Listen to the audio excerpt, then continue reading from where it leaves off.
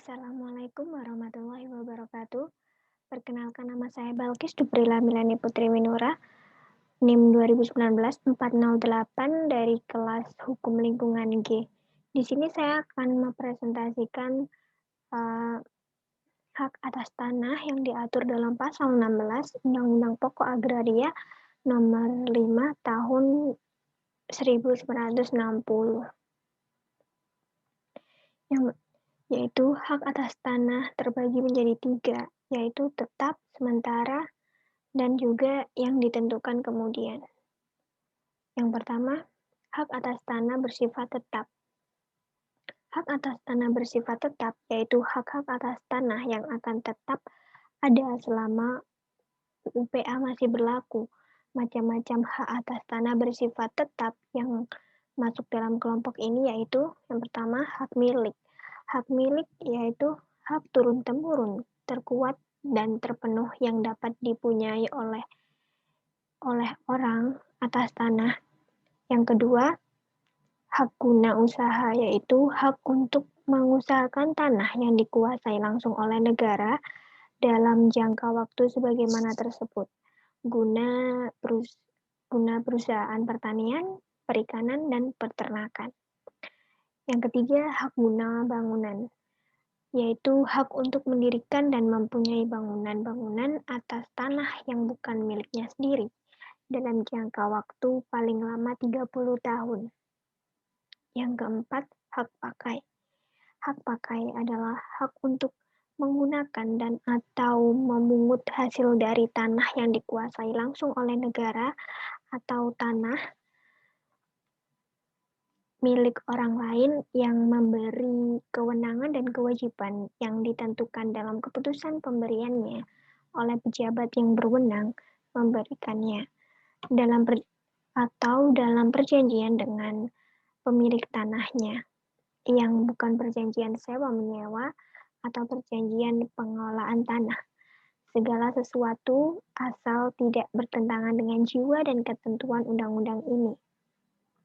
Lalu yang kelima, hak sewa tanah bangunan, yaitu seorang atau badan hukum mempunyai hak sewa atas tanah apabila ia berhak mempergunakan tanah milik orang lain untuk keperluan bangunan dengan membayar kepada pemiliknya sejumlah uang sebagai sewa. Lalu yang keenam, yaitu hak membuka tanah, dan yang ketujuh, hak memungut hasil hutan. Hak membuka tanah dan memungut hasil hutan hanya dapat dipunyai oleh warga negara Indonesia dan diatur dalam peraturan pemerintah. Lalu selanjutnya yang B, yaitu hak atas tanah bersifat sementara. Hak atas tanah bersifat sementara yaitu hak atas tanah yang sifatnya sementara dalam waktu singkat, diusahakan akan dihapus sebab mengandung sifat-sifat pemerasan, feodal, dan tidak sesuai dengan jiwa atau asas Undang-Undang Pokok Agraria. Macam-macam hak atas tanah yang bersifat sementara yang masuk dalam kelompok ini yaitu yang pertama, hak gadai. Hak gadai adalah salah satu hak yang sifatnya sementara yang mana diatur untuk membatasi sifat-sifatnya yang bertentangan dengan Undang-Undang Pokok Agraria karena hak gadai dilihat sebagai bentuk eksploitasi oleh pihak ekonomi baik kepada pihak ekonomi lemah.